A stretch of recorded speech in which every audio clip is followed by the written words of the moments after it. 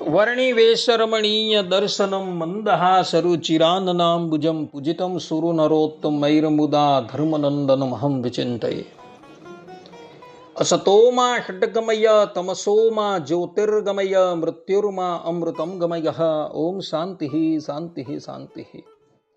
અસ્મદ્ગુરુ સમારંભાં નાથયામૂન મધ્યમાં લક્ષ્મી વલ્લભ પર્યંતામ વંદે ગુરુ પરંપરા.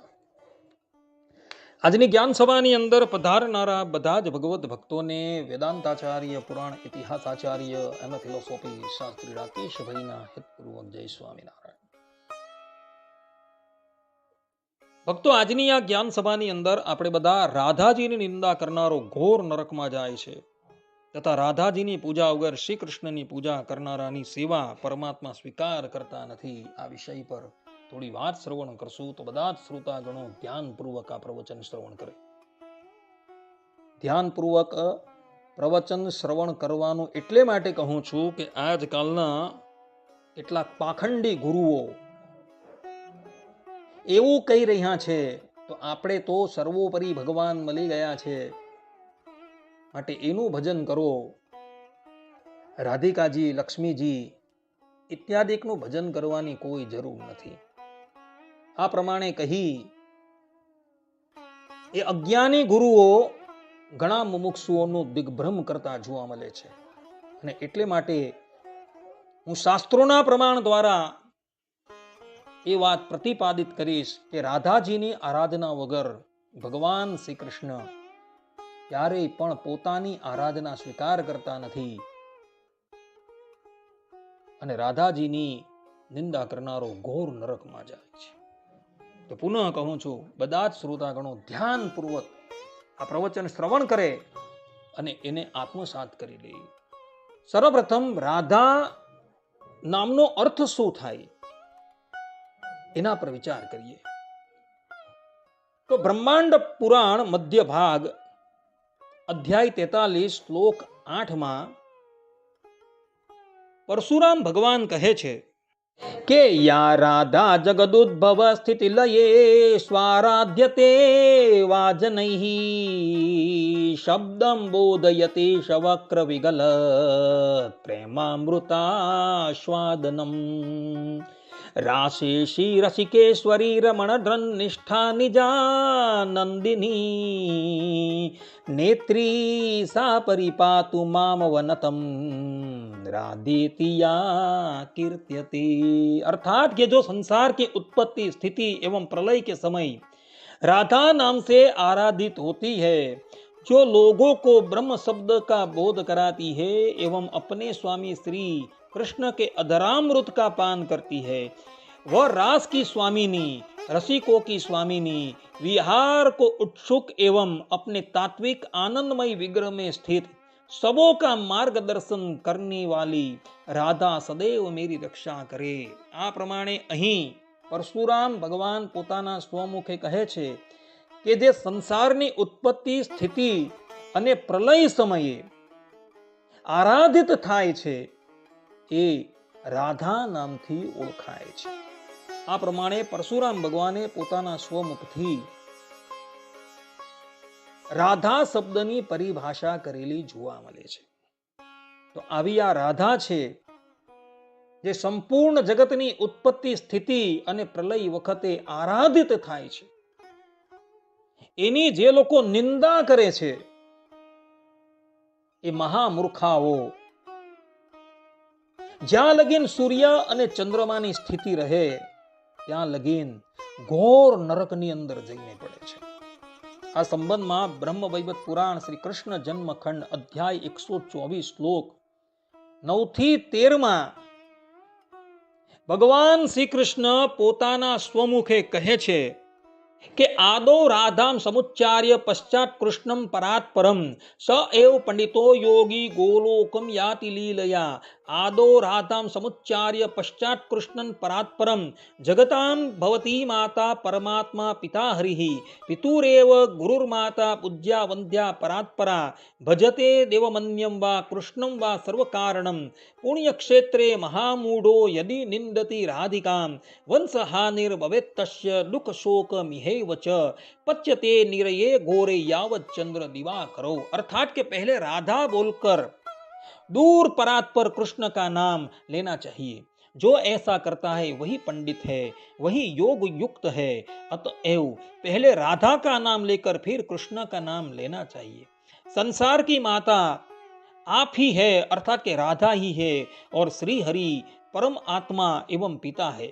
माता भी पिता के ही समान परात्परा, पूजनीय और वंदनीय है। जो मूर्ख राधा जी की निंदा करते हुए पुण्यदायक तीर्थों में दूसरे देवता अथवा सबों के निर्माता श्री कृष्ण की भी आराधना करता है, उसके वंश की हानि होती है। वह इसी संसार में दुख एवं शोक प्राप्त करने के अनंतर सूर्य एवं चंद्रमा की उपस्थिति पर्यंत घोर नरक में दुख भोगता है। आ प्रमाणे અહીં સ્પષ્ટ રૂપે કહેવાયું છે કે ભગવાન શ્રી કૃષ્ણનું નામ લેતા પહેલા રાધાજીનું નામ લેવાનું છે। કેમ? કારણ કે રાધાજી માતા છે અને ભગવાન શ્રી કૃષ્ણ પિતા છે। જે પણ કોઈક વૈષ્ણવ રાધાજીની નિંદા કરે છે, ભગવાન શ્રી હરિનો આશ્રિત હોવા છતાં અને ભગવાન શ્રી હરિની આરાધના કરતો હોવા છતાં પણ જે વ્યક્તિ રાધાજીની નિંદા કરે છે, જગતની માતા રાધાજીની નિંદા કરે છે, એ જ્યાં લગીન સૂર્ય અને ચંદ્ર રહે છે ત્યાં લગીન ઘોર નરકમાં જઈને પડે છે। એવા વ્યક્તિની વંશ વેલી પણ સમાપ્ત થઈ જાય છે।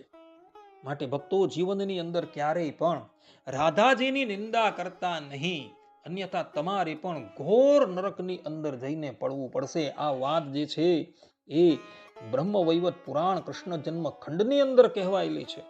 અને આ કૃષ્ણ જન્મ ખંડ જે છે એ ભગવાન સ્વામિનારાયણે પણ માન્ય કરેલ છે। શિક્ષાપત્રીના 121માં શ્લોકમાં मतम विशिष्टाद्वैतम में गोलोक धाम चिप्सितम, अर्थात કે અમારો મત વિશિષ્ટાદ્વૈત છે અને અમને પ્રિય એવું ધામ જે ગોલોક છે એ ગોલોક ધામનું વર્ણન આ કૃષ્ણ જન્મ ખંડની અંદર આવેલું છે। તો એ કૃષ્ણ જન્મ ખંડમાંથી એ ગોલોક ધામનું વર્ણન જોઈ લેવું એવી આજ્ઞા કરવામાં આવેલી છે। તો એવા આ બ્રહ્મ વૈવત પુરાણની અંદર આ શબ્દ લખેલા છે કે જે પણ કોઈક વ્યક્તિ રાધાજીની નિંદા કરે છે એ ઘોર નરકની અંદર જાય છે। જ્યાં લગીન રાધાજીની પૂજા કરવામાં ન આવે ત્યાં લગીન ભગવાન શ્રી કૃષ્ણ એ ભક્તની પૂજા પણ સ્વીકાર કરતા નથી। અને આ વાત દેવી ભાગવતની અંદર કહેલી છે।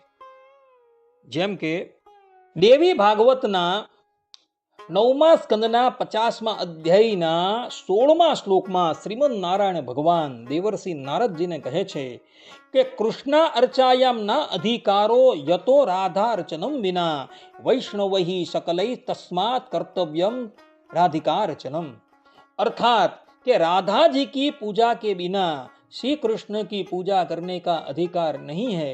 अतः सभी वैष्णवों को राधिका का पूजन अवश्य करना चाहिए। आ प्रमाणे श्रीमन नारायण भगवान पोताना स्वमुखे એવું કહી રહ્યા છે કે રાધિકાજીની પૂજા કર્યા વગર ક્યારેય પણ શ્રી કૃષ્ણ ભગવાનની પૂજા કરાય નહીં, કારણ કે એવી પૂજા ભગવાન શ્રી કૃષ્ણ ક્યારેય પણ માન્ય કરતા નથી। આપણા નંદ સંતો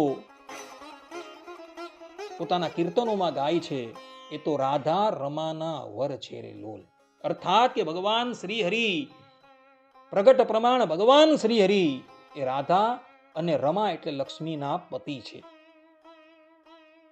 રાધાજી અને લક્ષ્મીજી એ જીવ પ્રાણી માત્રની માતા છે અને એટલે માટે અહીં શ્રીમદ નારાયણ ભગવાન કહે છે કે માતાની પૂજા કર્યા વગર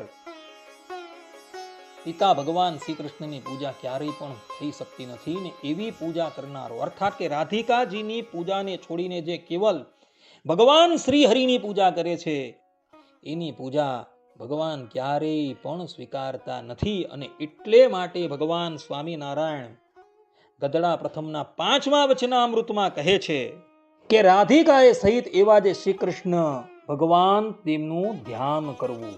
આ પ્રમાણે ભગવાન સ્વામિનારાયણે પણ રાધિકાજી સહિત શ્રી કૃષ્ણ ભગવાનનું ધ્યાન કરવાની આજ્ઞા આપી છે. અને પોતાના કર કમલો દ્વારા ધોલેરામાં, ગઢપુરમાં, જુનાગઢમાં, વડતાલમાં રાધા કૃષ્ણની પ્રતિષ્ઠા કરી છે.